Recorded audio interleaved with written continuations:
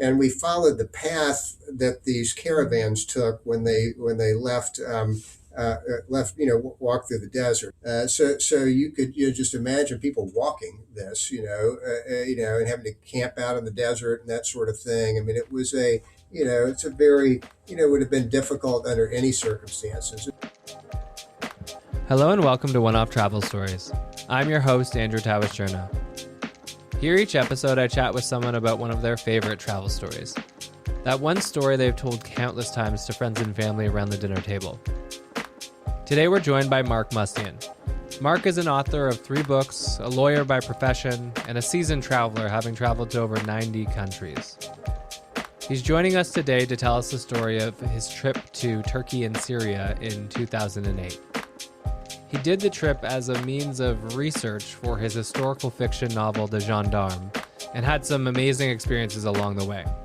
With that said, let's jump into it and let Mark tell us more.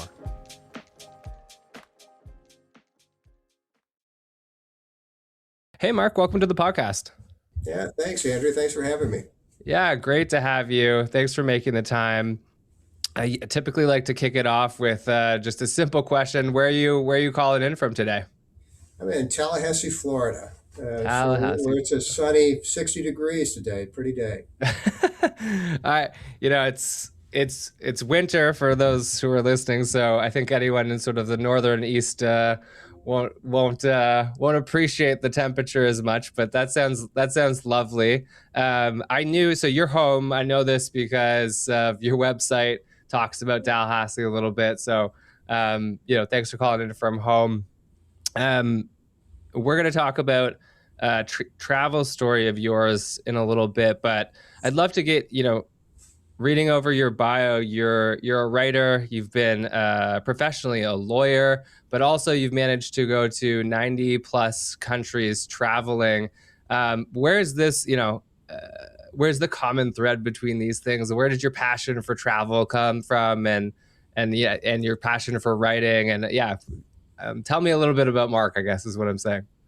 Well, a lot of it comes from when I, growing up, and my parents liked to travel. This was the era of cross country car trips in the panel station wagon to Right. California and out west, and so we had relatives in New Mexico. We grew up in Florida, and so that was the start of it. And I was sort of the navigator. I helped us, follow the little triptych, if you're old enough to remember what that was. And so so it kind of started with all that. It's funny. I've asked that question or something similar over many podcasts, and like the amount of people who say I started traveling when I was young because of my parents, and whether that was local, as in regional road trips or something like that, is very high. So, I'm starting to learn, if I want to instill this in my children someday, hit the road while you're younger. Well, I know, and I've learned with my children that I think they all have the bug, and they're particularly happy to go if I pay for it. So there we go. Yeah, definitely. And your books, actually. So, and correct me if I'm wrong, I took a look. Historical fiction, 3 books, and all based in particular regions or places. So. And a couple very interesting one I know you're going to go into a little bit deeper, Turkey, Syria, but then another in Brazil. And then your latest, I believe, is actually in the US, correct? Yeah, that's correct. Do you build off your travel experience, like choosing these places, choosing these stories? Was it based off you've traveled to them, you kind of have an idea through that way? Or was it, you've read about them, or it was a historical point in time you're interested in? What's your sort of process on that end? Well, it's a little bit more of the latter. So I've sort of picked the idea or area of history or the world that I'm interested in, and then I've been fortunate enough to have been able to go there before the book is published, and that was the case with the first novel, which was set in Brazil, and also the case with the Gendarme that was set in Turkey and Syria. So I done a lot of research. But there's something about actually being there that's just, I didn't change much, but I changed some stuff, and I'm glad I got the opportunity to see it to do that. Yeah, couldn't agree more. There's nothing quite like learning on the ground. Yeah, and Even just actually meeting feeling the the culture. people and getting a feel for. I mean, what is it? You can read forever and ever, but there's certain things that, hey, once you see them, yeah, this is really special in a way I wasn't expecting. Yeah, that's wonderful. You've been you're a lawyer. I'm curious how you managed, and I mean, I think like a lot of people who listen, and myself, I've been struggling with this a little bit too. But balancing that travel with trying to keep up with your professional career, yeah, have you managed to do that over the years? Well, I've been fortunate that my law partners are, some of them like to travel too. So they were a little more forgiving than maybe others in terms of me being gone. And it has compressed sort of the trip. So a month long trip to, Pakistan is sort of not in the cards. It's Right. more, 8 or 10 or 2 weeks or, maybe 3 weeks. But so I've had to sort of, and I've done, Zoom calls from Korea and stuff where, I'm still trying to, deal with push off the law firm stuff for just a few more days. So I've sort of done it, managed to do it that way. And then personally, so I have 3 children and I sort of worked it out with my wife. Well, if I'm taking one of the children with me, she could kind of go along with this. So my son, I've dragged him to Japan and Morocco and a bunch of places that now he's ready to go again. That's amazing. Yeah, um and I'm sure you've seen this kind of idea, or I think it's slowed down a little bit, but digital nomads have become a really big thing. I've spoken to a few people now, from different, figuring out how to travel from different situations. I'll just put it that way. Some who've said like, "Hey, I'm just gonna take a job or a profession, start a profession where I can travel and just be on the road the whole time." Little bit jealous of those. Others that have basically said like, okay, I'm gonna just try to figure this out while I've got a job. I gotta say, law. So I did. My background was actually in political science. A lot of my friends ended up being lawyers. That's probably one of the hardest professions to figure out this balance. So, good on good on you for being able to do it. Yeah, no, I mean, it's again, the type of law I practice is a little different. I rarely get in the courtroom. I mean, like once a year, and I have to have the judge help me because I don't know what I'm doing in those cases. So mine is more contract law, so it's a little easier to deal with that. I can bring the contracts with me, read them. Now I can email from anywhere in the world and respond to stuff and sort of just fend it off till I get back. So it's worked out okay. That's great. Well, so we can start transitioning to your story now, and just as a reminder, the podcast itself is focused on a travel experience that have sort of sat with, or stuck with you over the years. One of the very most memorable travel experiences, and digging into that story in a bit longer form.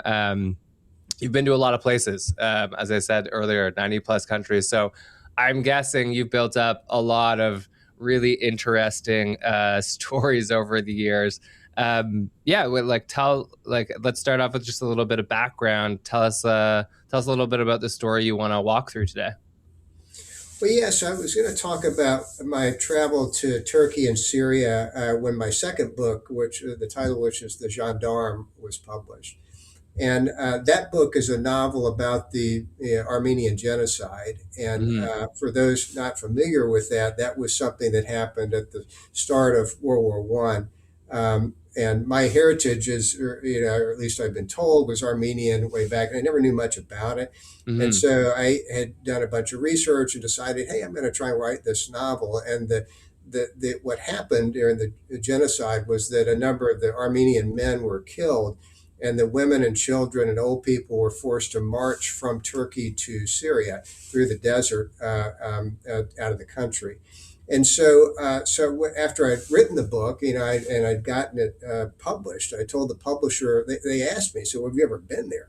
And I said, "Well, no. I'd really like to go before the book's published." And so I did. And so I went, and I went with a couple of friends, travel companions from high school, guys I knew, and we booked a trip to Turkey and to Syria.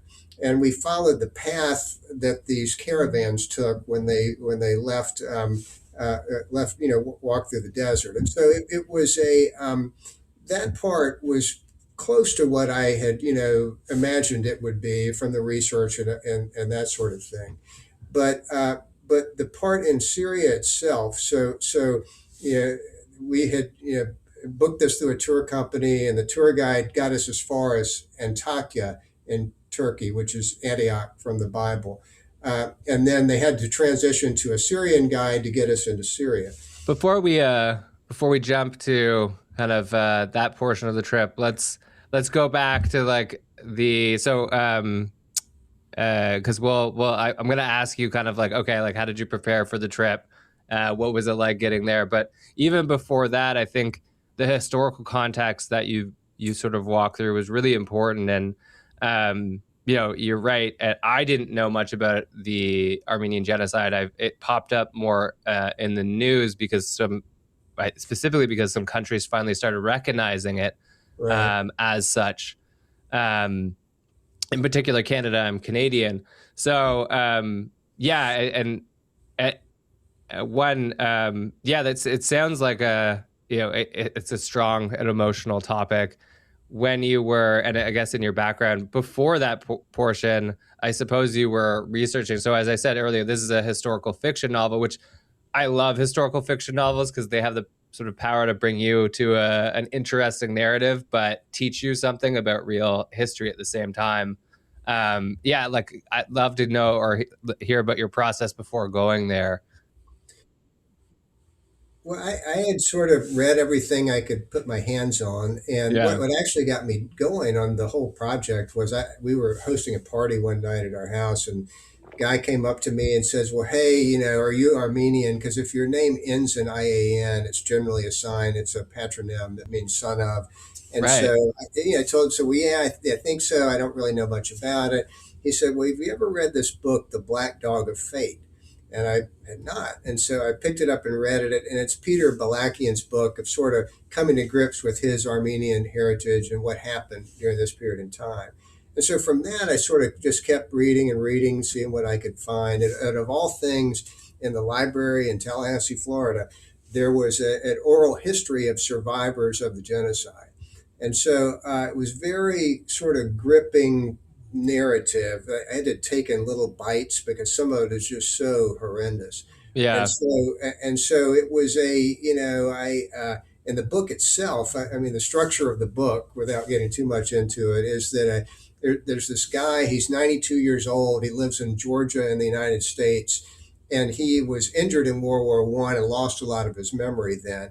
And late in life, he has sort of this brain tumor, and he begins to remember things that happened to him during this period of time. And it was during this, and he was a gendarme. He was a policeman that escorted Turkish policemen that escorted these folks out of the country. And so that was sort of the story of it. And I had to try and come up with some humor to balance just what's really difficult material. So people have read the book and said, "Yeah, it was kind of funny in places." I said, "Well, it needed to be because it's so dark in others." But Yeah. that was sort of the background of how I got to it. And I think I don't know if we mentioned this, but the genocide itself was based on the backdrop of religious differences. Correct? Armenians are Christian, and at the time, Turkey, which was the Ottoman Empire, was Islamic. Correct? Yeah, I hired some. So I used a few Turkish words in the book, and I don't speak Turkish, and so I had advertised, and hired some people to read the book who are graduate students at the university here. Right. And the first group, it was a husband and wife, agreed to do it. I explained what I'm doing. I said, this may be controversial, and but just want to make sure I'm accurate in that regard. And they brought it back to me a few days later and said, "We can't do this. This is too controversial. We could get in trouble for doing this." And so I said, "Okay." Well, so I found someone else, and they agreed to do it, and they completed it. And again, it was valuable. I got some, the nuance of the wording that was the input I wanted. And I asked the guy that did it, I said, "Well, are you offended by this?" And he said, well, not offended, but he goes, in Turkey, people are past this. This is ancient history. There's nothing I can do about it at this point. It's sort of, we're moving on. And I said, well, okay, well, that, maybe easier for you to say than people that suffered during this. But that was some of the, part of what went into all of it as well. Very interesting. Okay. Well, thank you for the background and context. All that to say is, uh, I would imagine building up to a trip like this, like how are you feeling? Excited, emotional, concerned? Like, there's a lot. So your book was written. You've done all this interesting research, talked to people, read through, as you said, some um, probably quite difficult oral history. Yeah. So yeah, how are you feeling going into the trip? Well, it was just sort of, I mean, first I was grateful to my friends that went with me that I dragged along on this. And they, it's interesting when we got to Turkey. So we had the same tour guide in Turkey, and it was a woman, and she was wonderful. And they have to undergo a fairly lengthy process to become, almost like a college curriculum to become a tour guide in Turkey. And so she was very knowledgeable, but really did not want to talk about this subject at all. And Yeah. I didn't want to, be an awkward situation. And so I just, we mentioned this is, sort of why I wanted to go here and that sort of thing. And she, really, just didn't, didn't really want to engage on that necessarily, which was okay. Um, where did you fly into Turkey? We flew into Istanbul, Hmm. and then went to Cappadocia, and then she rented a car and drove to Antakya from there. I sort of know this, but to sort of paint a picture, because Antakya, it's in Anatolia, correct? And so you Yeah, basically landed on the far west side of the country and made your way, and it's a little past the middle of Turkey. Is that correct? Sort of a yeah, third, and maybe? then sort of south towards, towards Israel, basically. Yeah. Um, Okay. Great. And that's where the sort of caravan began yes, heading towards Syria. Okay. So yes. you're in Antaka. Um, yeah. Take us from there. All right, so the border between Turkey and Syria, there's like a 5 kilometer no man's land between them, with razor wire and border stuff at either end of it, and there are taxis that ferry people back and forth, and so we, and our Turkish guide left us. The Syrian guy is going to meet us on the other side, and so we get in the taxi, get over there to the Syrian side, and one of the guys that was with us had a new passport, and I guess knew since we had sent all our information into the to set the tour up, and so the Turkish authorities assumed that he had been to what they called occupied Palestine, which is Israel, and was Right. trying to hide it because if you have an Israeli stamp on your passport, at least at that time and probably still, they would not let you in the country. Actually, Uh, good point. I don't think we've set the time.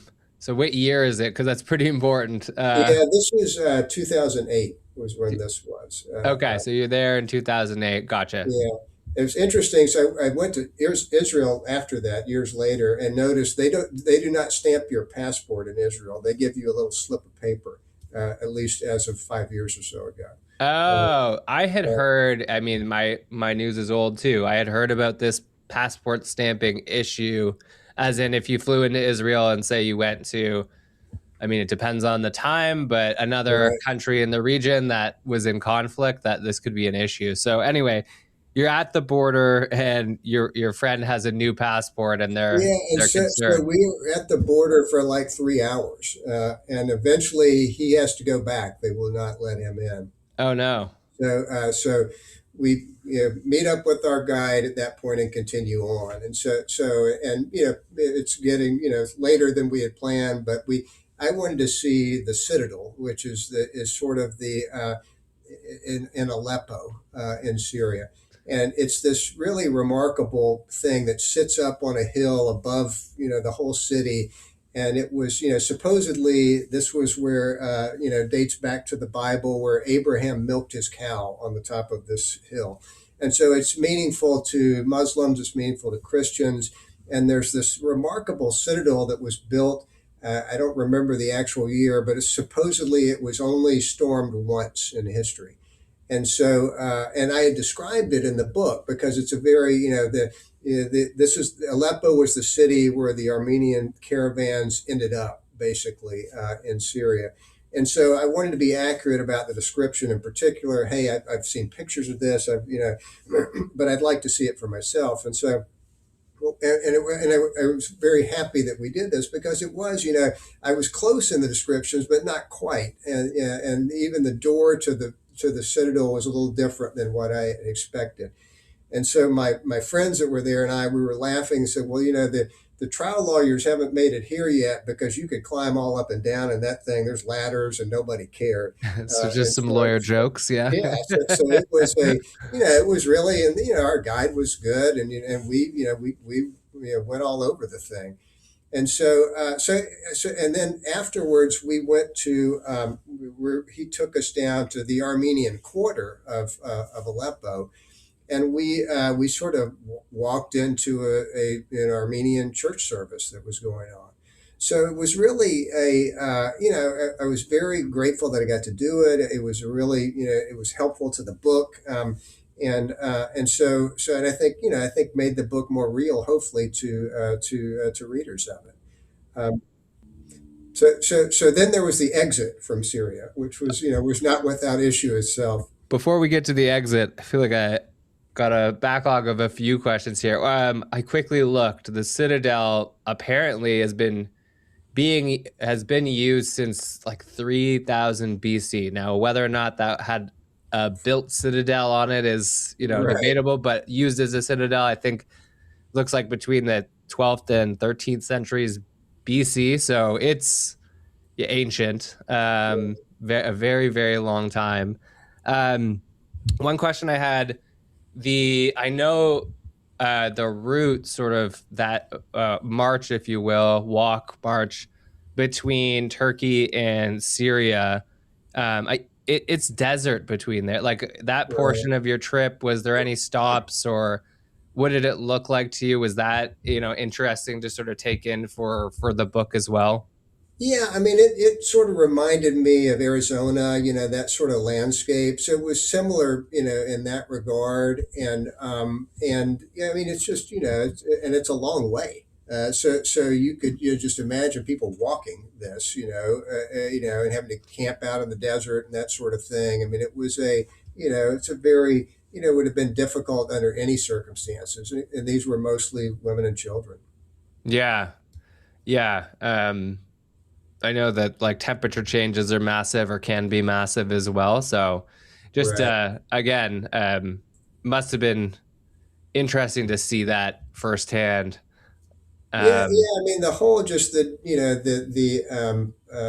just the whole interplay between the religions, and so in Cappadocia, for those who've been there, I mean, that's where they had the cave. People, the Christians, they had these caves that they could hide in when persecution came, and that sort of thing. And so we stayed in a cave hotel that they had sort of made out of these. Places, and they again people were shorter back then, so I kept scraping top of my head on the cave ceiling. But yeah, so the whole area is pretty fascinating just from a sort of a cradle of civilization standpoint. oh yes, I did a little deep. Actually, there's a great podcast on Byzantium, and that whole, basically all of what is today modern day Turkey, was just always in flux of different groups for very long. So like the history there is quite amazing. But I digress. So then jumping back to Syria, specifically in Aleppo, was there? So I hadn't read too much about the Citadel, and now I would love to see it as well. Pictures seem quite stunning, just because it kind of just juts up there in the middle of the city. So funny that you mentioned it. I always love visiting. It's mostly historical or ancient civilization style places where you can actually explore them a little bit, versus hey, here's everything is gated off. You can go in the middle of this room, look around, and then kind of get Right. out. So Exactly. Yeah. it sounded like you had that experience at the Citadel, sort of looking around. How big is it? Like, I don't have a good sense for It's it because pretty it just big, yeah. and so I mean, it's a it's not just I pictured like a citadel as being like this sort of narrow fort. No, this thing is like on a mesa top, so it's a Ah. big I mean long if you were to walk all the way around the outside on the bottom, you'd have a long walk. I mean, it's a big place. Um, And I know we talked about it too. You were very fortunate, um, timing wise. You mentioned 2008. I know a lot's changed since then. Sorry. And the status of the Citadel right now might be very different than what you saw. Was it? Yeah. Like, what was the shape of the Citadel in 2008? Well, I mean, it needed work. In fact, I bought a T-shirt that says "Save the Citadel." They were soliciting donations there to because this was so unique, such a unique part of history. I had never heard of, until I started this whole project. I'd never heard of the city of Aleppo, uh, but it became a very recognizable place, during the over the last 10 years because of the sort of civil wars within Yeah. Syria. And I don't know if you remember, there was one candidate for president who his name is escaping me, but somebody asked him, "Well, what about Aleppo?" And he didn't know where it was, and it sort of sunk his campaign. Oh. So it became a really sort of a touch point. And I knew the Citadel had been had suffered some damage through that because there was bombing and just Aleppo was a constant fighting there, and which was sad because the beyond the Citadel, I mean, the city we thought was very very cool. It's just had nice restaurants. That we went and smoked hookah at some place there, and so it was all pretty good. So I don't know what its current status is, but it suffered some since I was there. Yeah. They had the after that, unfortunately, they also had there was a large earthquake, right? Right. Basically on the border of where you must have passed through.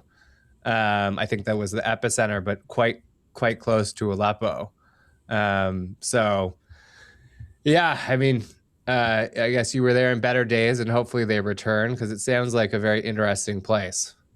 Yeah, it really was. I mean, people were friendly. I mean, it was I don't think there were, even then, there were a lot of American tourists. So we were, sort of, felt fortunate to be there. Yeah. I was reading too. Apparently, at the time in the region, it was one of the top, like Syria in particular, was one of the top tourist like it was a very normal place to go and visit. um, which, yeah, I mean, for the past decade, not the case. Very interesting. uh, you mentioned the Citadel and then going to an Armenian church. How did this connect, or how did this city connect with your book and what you had researched? Well, so in the book, so in my book, so the gendarme escorts these people out of the country, and they end up in Aleppo. And some people, the history on this, and again, it's so sad, is that a number of survivors that made it to Aleppo got shipped out into another part of the desert in Syria and basically massacred.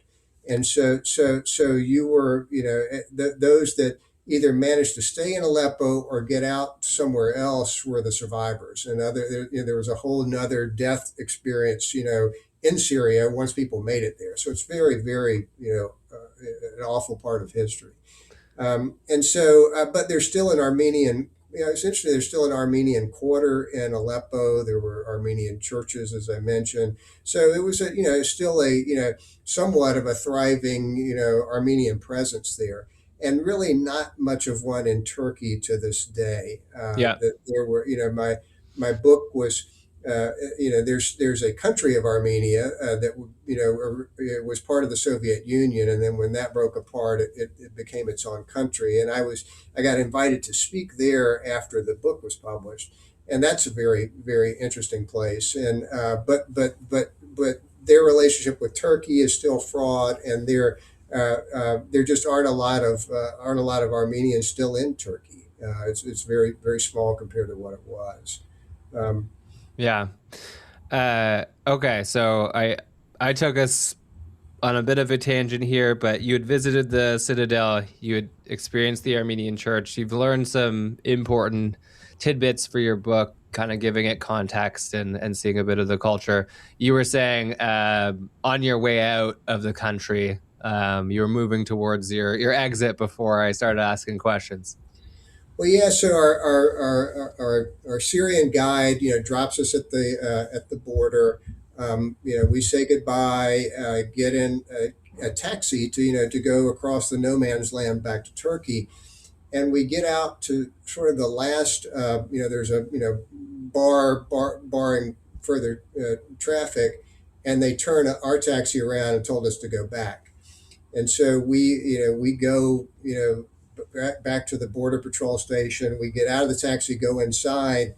I remember, and I guess we might have been naive at this point because I think they were probably looking for a bribe of some sort. But the border official, I remember taking our passports and throwing them down on the desk, and the taxi driver, who had to be all of 19 years old, was arguing on our behalf, and we're in Arabic that we're understanding none of. So this went on for a while, and finally we go back. You get back in the taxi, go back out to the gate. Still don't want to open. Still had to turn around and go back again. So the whole thing repeats itself, and then one more time we go back. The gate opens, and we're like, oh, thank goodness, we're on our way to Turkey. And so we get to Turkey, and we're so scarred by that experience. And then we get to the border patrol there. We get out of the taxi. Thank you. We're walking on, and people are speaking to us, and we're like, keep your head down, just keep walking. And finally, it's like the Turkish guards say, hey, you have to respond to us. Don't be keep. So we made it through, and then we met our Turkish tour guide was still there, and so she met us. So it was a fine trip into the trip, but it was just it's a very interesting experience that I've been fortunate to go places that a lot of Americans either don't want to go or are afraid to go to, and it's easier if you're a male, and I worry less about security than maybe than if I were a woman. But also it's sort of I don't know, it's interesting. I've almost always found people friendly, and it ends up not being exactly what you think. I went to Saudi Arabia last year, and we had a woman tour guide in a burqa who drove us around in her car. I mean, it was different than what we expected. Yeah, I found that as well. Generally, the folks, regular everyday folks, are super friendly pretty much everywhere I've gone. I don't think there's a shortage of border stories out there. I Right. Yeah. think as like a place of conflict or concern or challenges, I've heard all sorts of things. Um, it's kind of funny that they played this sort of back and forth game with you guys, making you wait. Nothing worse than spending, as you said, 3 hours on the way in and gosh knows how long on the way out. To your point, was there anything like what surprised you between Syria and Turkey, those countries, while you were there? Well, I don't, it's interesting how some topics are off limits. Yeah. So in Syria it was military. I mean, our guide we were passing something, and so we said, well, hey, what is that? And he was very, oh, it's not military. It's not military. I'm like, well, we didn't care if it was. We didn't, but it's very much off the not to be talked about. Yeah. And in Turkey, it was the Armenian issue was not to be talked about. And then one of the guys I was with, made a joke about the movie Midnight Express, and that was not to be talked about either. So that was just because we passed a prison and said, oh, it's like Midnight Express. Like, no, no, no, no, no. So anyway, that was sort of interesting too. Where if you come to the U.S., I mean, I don't really think there's things that we don't want people to talk about. I mean, it is what it is. So that was a little bit different. Yeah. I mean, I think there's definitely sensitive topics anywhere. you don't get in as much actual trouble in the U.S., but you get people heated. Um, you bring up politics pretty much any Well, day, and you tend to run into some trouble. Although you won't be in yeah. any physical, or you won't be in an unsafe place. And I know, depending on where you are in the world, there's topics you don't talk about because you don't want to be put in jail or something like that. But yeah, Well, I've noticed the guides in other countries are very careful in dealing with Americans about talking about politics, and sort of are non-committal, and and every now and then I'll get, "What do you think about Trump?" I'm like, "You need to talk to my friends here. I'll pass on that one." I play the Canadian card on those conversations a lot. Like this is you guys can figure it out. Although the longer I'm here, the more I'm in the mix. Um, so okay, so you you made it out of Syria. Um, yeah, I mean the rest of the trip, was it just you were on your way out and on your way home, or anything Yeah, else? I think we flew back so we flew out of Antakya, and then made our way back. So it was a very successful trip. I've done, I've tried to do others with other books, in terms of research. I have a book that I'm working on that's set in what's called late antiquity, which is like the sort of the end of the Roman Empire. And so I had, traveled to Italy a number of times now, and just to, again, for the reasons we talked about, it's a super helpful thing to actually be there, talk to people, just get a feel for it, that more than just, as great as reading is, than reading it in a book. I love that. I aspire to do something like that someday.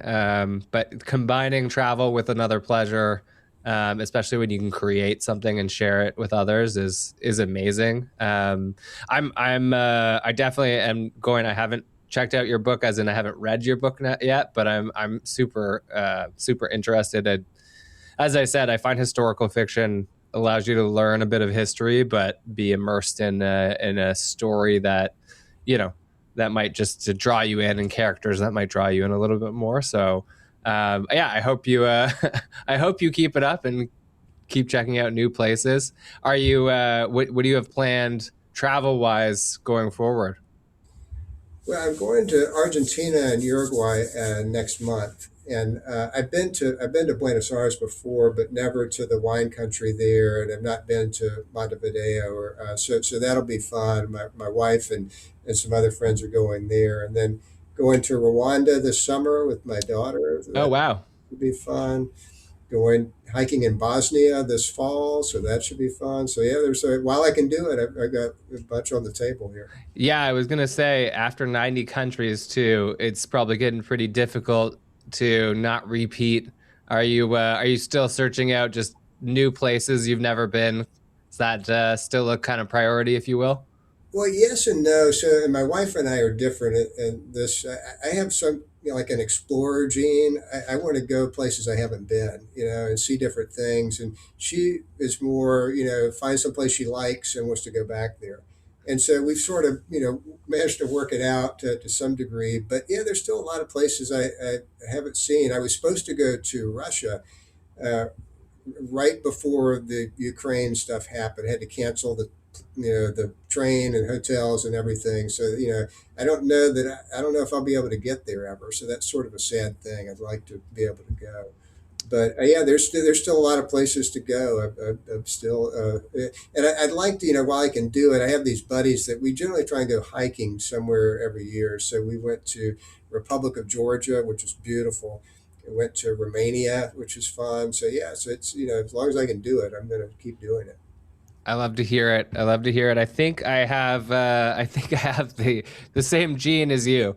For better or for worse. I think for better though, it's there's something that happens in my brain when I'm exploring somewhere new. I guess it's happiness is what you call it. But before I forget and before we wrap, I was curious, and I wrote it down. What happened to your friend that didn't get let in? Did he just hang out in Turkey and wait for you guys? He did. So he was a community college president, And so he went to the community college and, just told them who he was and ended up meeting with the president there in Antakya. So he made a day of it by himself there. But we gave him a hard time when we got back and said, yeah, you missed it, man. That's tough. Well, tougher too, because it would have been harder to repeat in the years that followed. But hopefully that person will get back there someday if they haven't already. Mark, thank you so much for coming on and sharing. It's really been a pleasure to hear a little bit about your story. No, same here, Andrew. Thanks so much for having me. I really enjoyed it. Yeah, me too. Have a great rest of your day. You too. Thanks. A big thank you to Mark for joining the podcast and telling his travel story. A tough, very difficult topic to research and write about, but an amazing and interesting place of the world to visit. If you're interested in checking out Mark's books, please find his website, markmustian.com. His last name is Mustian. And if you've got an amazing travel story that you want to share, please find me at oneofftravelstories.com.